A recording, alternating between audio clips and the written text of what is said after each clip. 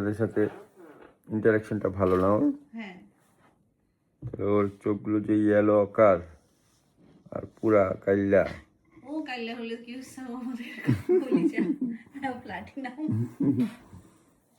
Hello baby কয় কাকু, আমার তো টেডি বিয়ারের মতো লাগে। হ্যাঁ ওকে আমি টেডি বলি তাই না?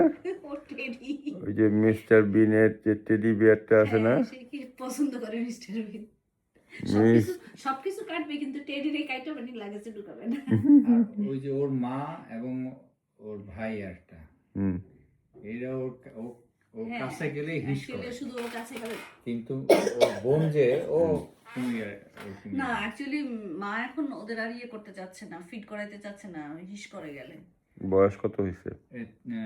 3.5 মাস, অক্টোবরের 15 তারিখ। না, এতদিন শাল দুধ খাইলে ঠিক আছে, অসুবিধা নাই। এখন একটু কম খাইলে অসুবিধা নাই। এখন ওকে আস্তে আস্তে মাছ, মাংস, না, দুধ, ওইটা ডিম, খায়।